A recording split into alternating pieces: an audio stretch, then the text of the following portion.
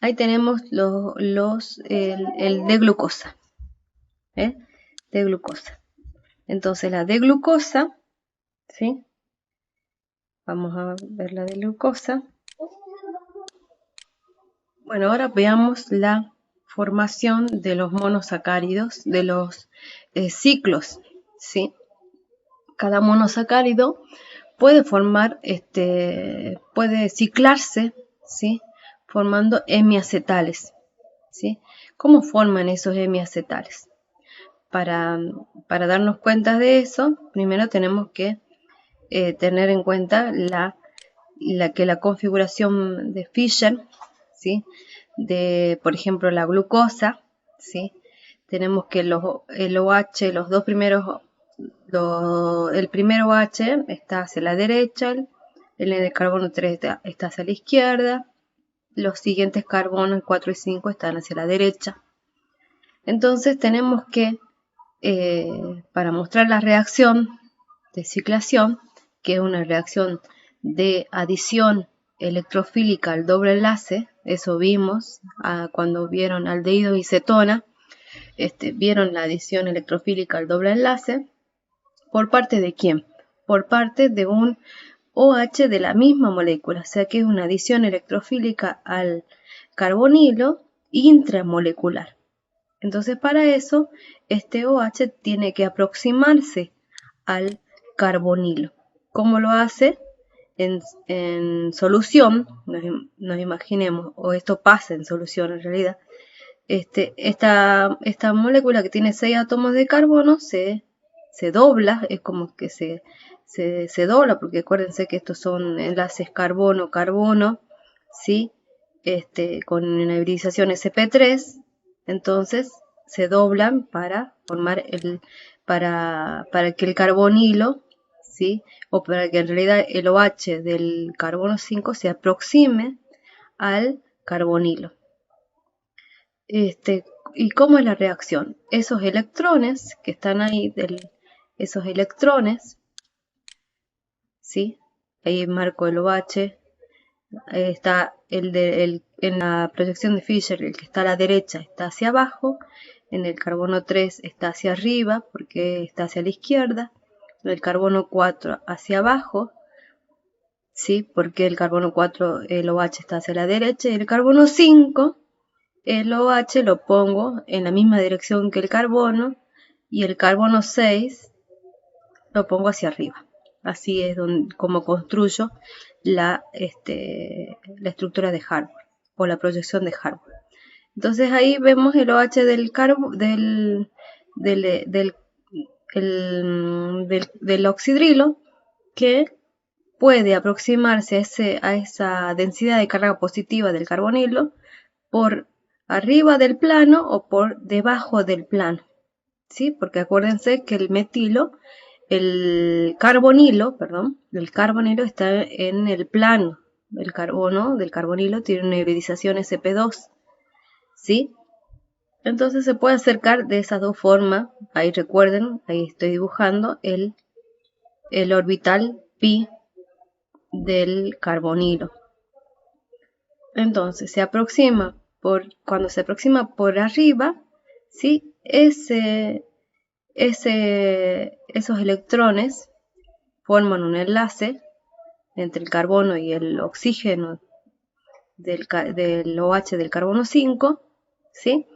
Y esos electrones del carbonilo van hacia el oxígeno del carbonilo. ¿Y cómo se corre? Ese enlace carbono-oxígeno del carbonilo se va hacia abajo, ¿sí? Si el OH, entonces los electrones atacan por arriba, ese carbono-oxígeno se va hacia abajo y el protón se va con el oxígeno y ese OH queda hacia abajo del anillo. ¿Ven? Ahí les muestro ese hidrógeno. Como protón se forma un enlace con el oxígeno del carbonilo. Y se cicla y el OH queda hacia abajo. Bien. Ahora, si el OH,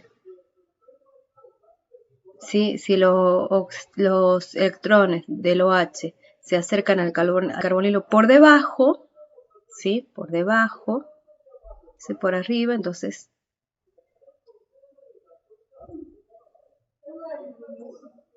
obtenemos la alfa de glucosa. Y le estoy mostrando que obtenemos el alfa de glucosa. O sea que ese carbono que se forma ahí es un carbono, un nuevo centro asimétrico, y a ese carbono se le llama carbono anomérico. Entonces obtenemos, ¿sí?, un alfa de glucosa. Esa es la conformación donde el OH queda hacia abajo, se llama alfa de glucosa. Ahora, cuando los electrones atacan a este carbonilo desde abajo, ese enlace carbono-oxígeno se va hacia arriba. Entonces da como resultado la beta de glucosa, porque el OH, el nuevo OH que se forma, se va hacia arriba, ¿sí?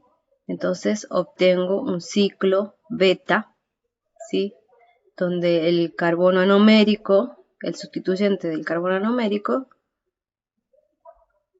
se ubica en la posición beta, o sea, hacia arriba, ¿sí? Entonces obtengo dos clases de ciclos, ¿ven? Y ese ciclo, ¿sí?, está en equilibrio con la forma abierta, ¿sí? La forma abierta, ¿sí?, está en equilibrio con cada una de esas formas cerradas.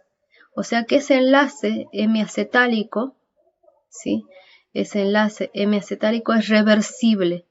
O sea que se puede romper y dar nuevamente el carbonilo en la forma abierta, ¿sí? Entonces ahí vemos que el enlace hemiacetálico, o sea que se forma un hemiacetal ahí, ¿sí?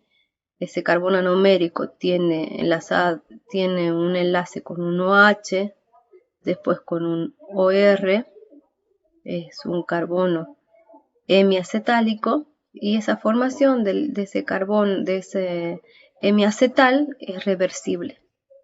Por tanto, voy a tener entonces un equilibrio de las tres formas, ¿sí?, en solución acuosa.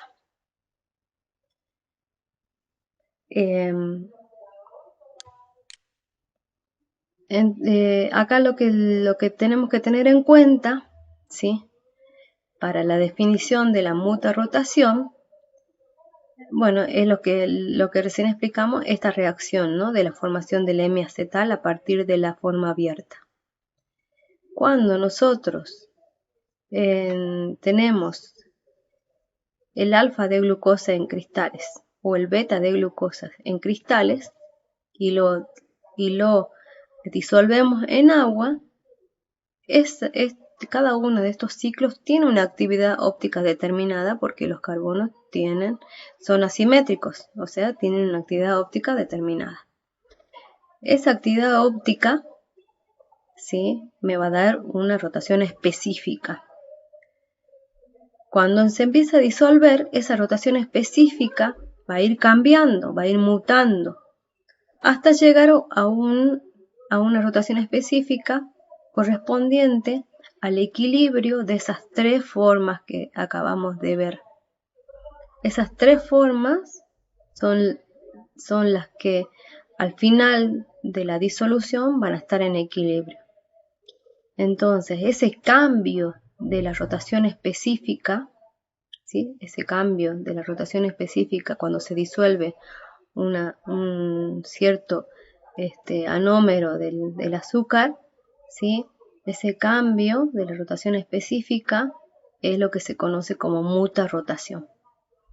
Ese cambio entonces lo vemos cuando se disuelve un anómero de un azúcar, porque cuando se disuelve tiene la posibilidad de ese ciclo, que es un hemiacetal, de abrirse, y al abrirse, ¿sí?, puede formar tanto el ciclo alfa como el ciclo beta, y se establece ese equilibrio final.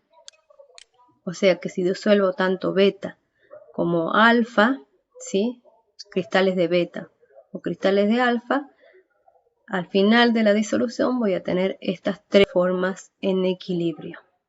De eso se trata entonces la muta-rotación. ¿Sí? La actividad óptica que presente es porque son carbonos quirales.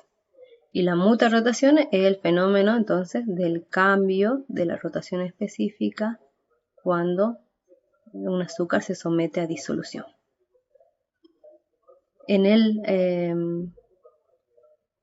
Bueno, ahí estoy remarcando de nuevo la formación del alfa de glucosa y del beta de glucosa.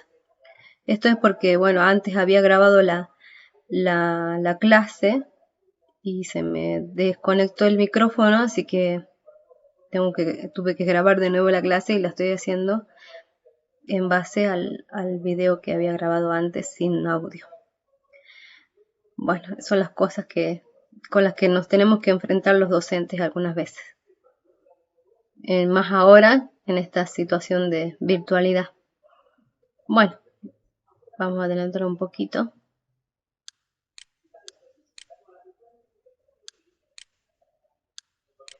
Ahí estamos. Entonces ustedes lo que les piden, vamos a ver acá.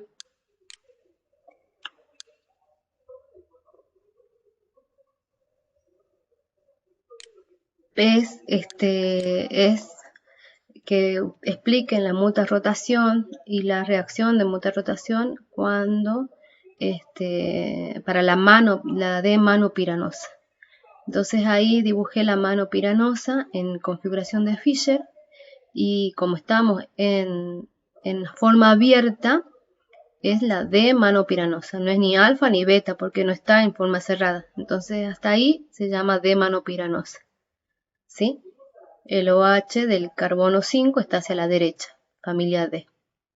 Esa estructura de Fischer la acuesto, ¿sí? Es como que la roto y la acuesto, entre comillas, ¿sí? Y al acostarla me va a permitir, digamos, obtener la configuración o la proyección de Harbor, ¿sí? Más fácilmente.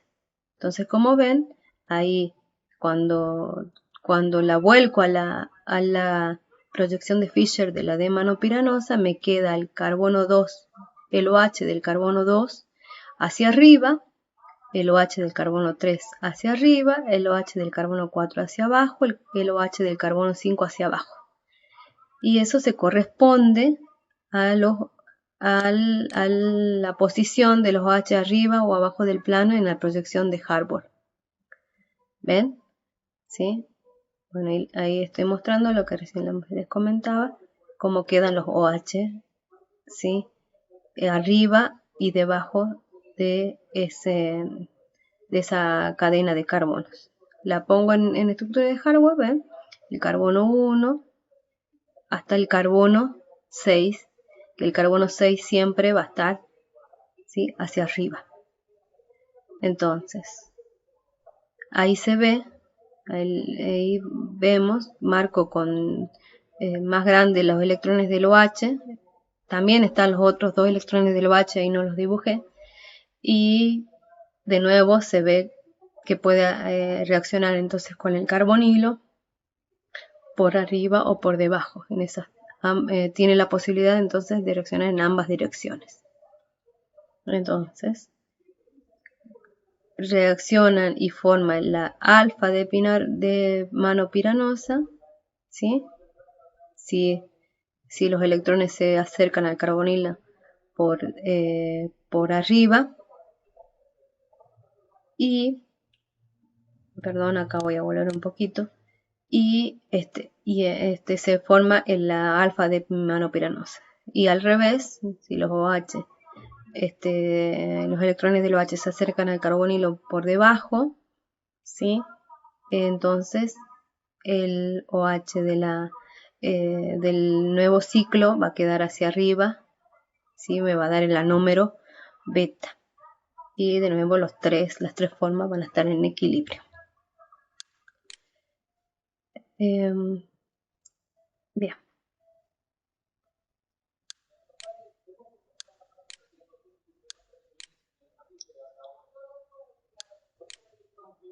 Ahora sí. Entonces, ahí vemos, ahí lo que les quiero mostrar es, ven que el orbital pi de ese carbonilo, ¿sí? Hace que entonces ese carbonilo esté en el plano, ¿sí? Y la aproximación de ese carbonilo. Ahí repaso el fragmento de uno de los libros donde claramente nos dice que un cambio lento de la rotación óptica para llegar a un valor de equilibrio es lo que se llama muta-rotación. Ese valor de equilibrio de la rotación óptica, ¿sí? Es a causa de que esas tres formas están en equilibrio, ¿sí? ¿Sí? Entonces, estas tres formas en equilibrio en solo una cosa van a tener una rotación óptica que refleje ese equilibrio.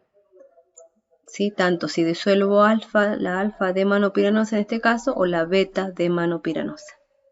¿Sí? Bien.